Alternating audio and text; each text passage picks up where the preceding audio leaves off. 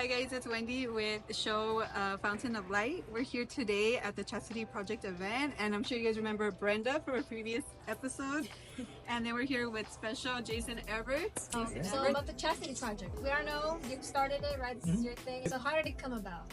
Well, a couple of things. One, I was leading high school retreats in college, and the high school kids would open up to me about all the struggles they had, and a lot of it had to do dating, relationships, sexuality, and they didn't have really any formation when it came to human love. At the same time, I was doing 3 years of sidewalk counseling, so you're talking to women who are about to have an abortion, and just offering them support and financial help or whatever it is they might need. But I just felt late. Like, why am I meeting a woman who's having an abortion in 45 minutes? Like, why couldn't I have met her when she was 16? Because maybe if she learned about chastity then, she never would have dated this guy to begin with and be in this difficult situation. So I realized to save the most unborn babies, you don't do it in front of an abortion clinic. You do it when they're in high school.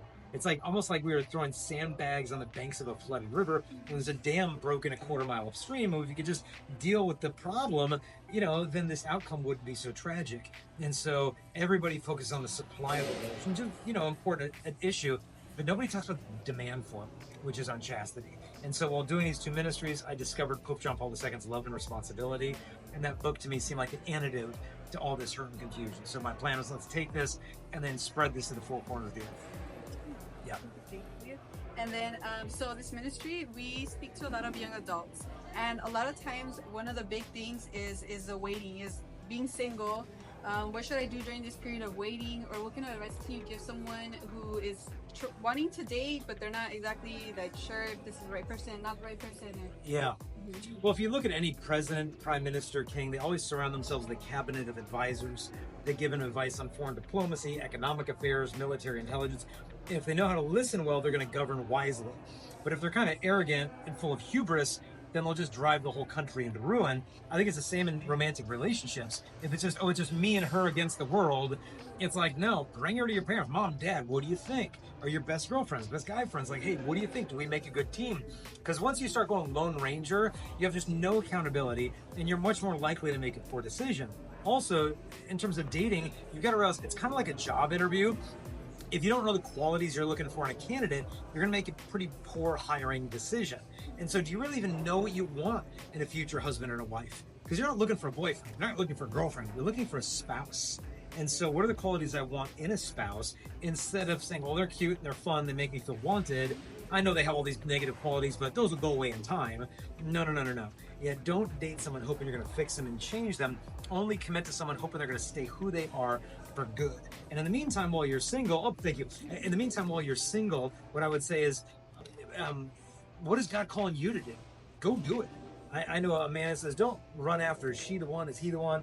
He said, with everything you have, run after God. And after a while of running, then look and see who's keeping up with you. That's the kind of person you want to end up with. How would you accompany a loved one who is going through these feelings of confusion, of their identity, of their attraction? Yeah. Can you kind of explain that a little bit, though, hand-holding? Yeah, I wouldn't lead in with like, hey, you're confused and let me clear things up for you. Because what that's going to make them feel is like, okay, you're invalidating my entire reality. A lot of times when they find a word like, let's say, non-binary, and it resonates with their lived experience. They're like, wait a minute, I always feel like I've never quite one of the girls, but I know that I'm not a guy. And then they discover this word like, oh, that's me.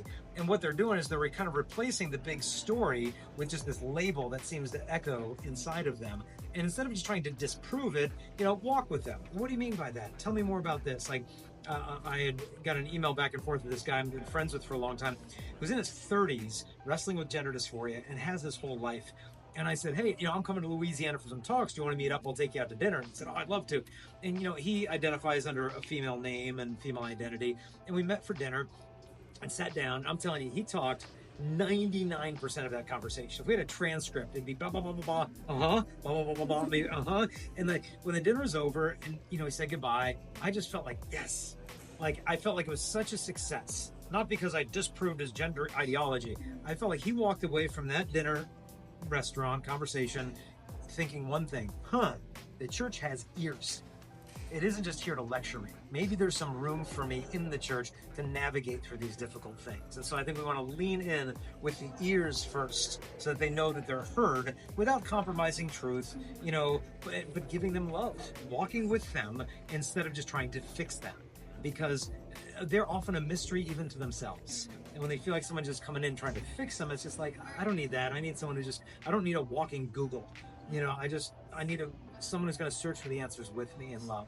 And so try to do that, holding onto their hand with one hand, but then hold on to reality with the other, where you're not compromising truth. Because what that is it's misguided mercy. It's a false compassion. I'll tell you whatever you want to hear so that your feelings don't get hurt.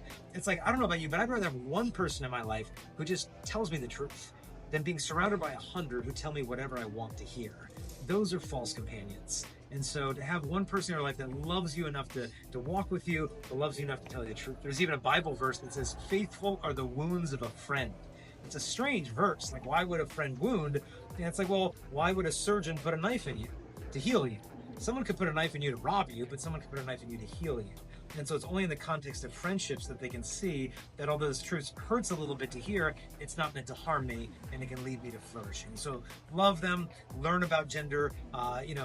We've got lots of resources at chastity.com so they can understand, what does this word even mean? What does this person mean by this word? Because you might be speaking you might mean sex, they might mean something totally different.